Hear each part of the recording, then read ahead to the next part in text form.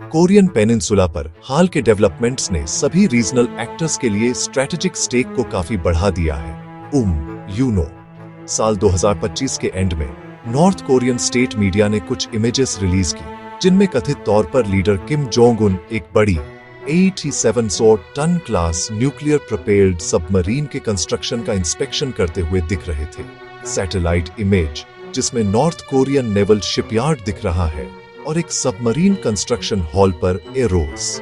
ये पहली बार नहीं था जब प्योंगयांग ने ऐसी कैपेबिलिटी डेवलप करने का अपना इरादा जताया था, लेकिन वेसल के हल की अपेरेंट एडवांस्ड स्टेट से पता चला कि प्रोग्रेस उतनी ही सब्सटेंशियल थी जितनी कई एक्सटर्नल ऑब्जर्वर्स ने पहले सोचा था। लगभग कंप्लीट हल के अनवील का मतलब कई क्रिटिकल इंटरनल कंपोनेंट्स शायद पहले से install. Propulsion system, nuclear reactor, इसने सियोल, टोक्यो और वॉशिंगटन को एक क्लियर मैसेज भेजा। Seoul, Tokyo, Washington, north Korean nuclear powered submarine के स्ट्रेटेजिक इम्प्लीकेशंस साउथ कोरिया के लिए गहरे हैं। ऐसा वेसल एक अधिक सर्वाइवेबल सेकंड स्ट्राइक कैपेबिलिटी देगा। बढ़ते खतरे के जवाब में साउथ कोरिया के इंडिजीन्स एफर्ट्स को लेकर काफी डिस्कशन हुई है कि एक सूटेबल नेवल न्यूक्लियर रिएक्टर को कैसे डिजाइन किया जाए। कुछ अनकन्फर्म्ड रिपोर्ट्स और एनालिसिस ने ARA-2 नामक एक कॉन्सेप्चुअल डिजाइन की ओर इशारा किया है, जो सबमरीन के इस्तेमाल के लिए एक छोटा एडवांस्ड रिएक्टर है। यह ध्यान रखना जरूरी है कि पब्लिक रिकॉर्ड्स और ऑफिशियल अनाउंसमेंट्स की एक्सटेंसिव सर्च ARA-2 के रूप में फॉर्मली डेसिग्नेटेड किसी प्रोग्राम के अस्तित्व की पुष्टि नहीं करती है, और यह नाम एक प्लेस होल्डर या एक इंटरनल प्रोजेक्ट कोड हो सकता है जो ऑफिशियल वेरिफिकेशन के बिना लीक हो गया है। फिर भी इस एफर्ट के संबंध में डिस्कस किए गए underlying technological concepts real world research में निहित हैं, जो Korea atomic energy research institute KAERI जैसी संस्थाओं द्वारा कंडक्ट की जा रही है। KAERI ने SMR टेक्नोलॉजी में सब्सटेंशियल एडवांसमेंट्स की है। विजुअल एम्फेसिस, एक सरल 3D blueprint, SMR module, core, control rods और हीट एक्सचेंजर्स लेबल के साथ। In next generation reactor concepts का एक central element innovative cooling systems का पोटेंशियल यूज है, जैसे कि हीट पाइप्स रिएक्टर के थर्मल आउटपुट को मैनेज करने के लिए। ज्यादातर करंट नेवल रिएक्टर्स में प्राइमरी कूलेंट को बड़े शक्तिशाली पंप्स का उपयोग करके सर्कुलेट किया जाता है। ये पंप मैकेनिकल नॉइज का एक बड़ा सोर्स होते हैं, और यह एक सबमरीन के लिए क्रिटिकल वल्नरेबिलिटी है जो स्टील्थ पर निर्भर रहती है। कोई भी नॉइज दुश्मन के पैसिव सोनार एरेज द्वारा डिटेक्ट की जा सकती है।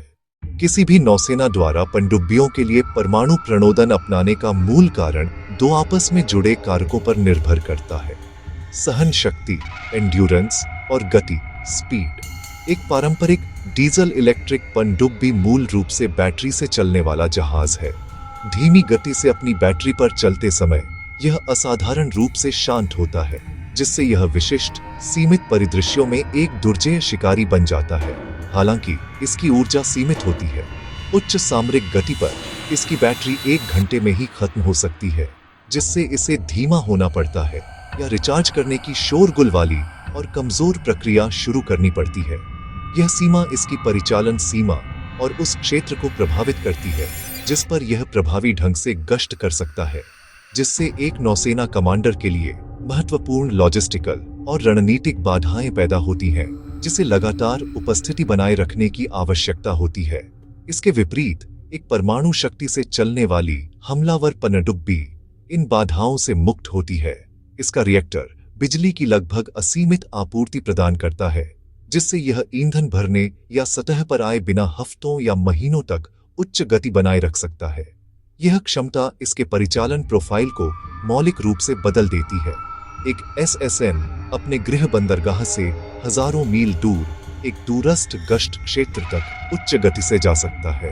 कार्रवाई के लिए पूरी क्षमता के साथ स्टेशन पर पहुंच सकता है, जबकि साउथ कोरिया के पास एक सोफिस्टिकेटेड सबमरीन फ्लीट है और संभावित रूप से अपना रिएक्टर बनाने के लिए एक इंडस्ट्रियल बेस है और टेक्निकल एक्सपर्टाइज भी है।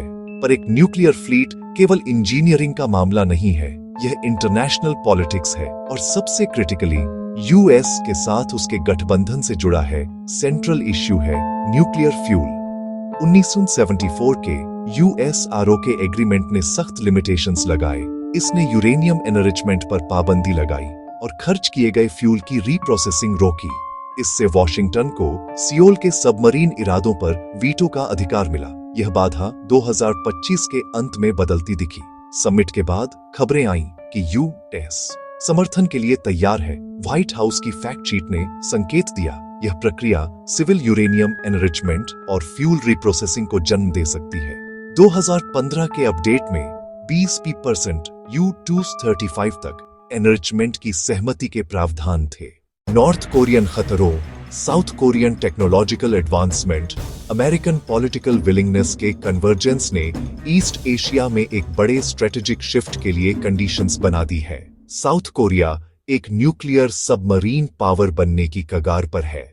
अगर आपको ये रक्षा विश्लेषण पसंद आया तो कृपया सब्सक्राइब और लाइक बटन जरूर दबाएं। आपका लाइक हमें बेहतर वीडियो बनाने में मदद करता है। धन्यवाद।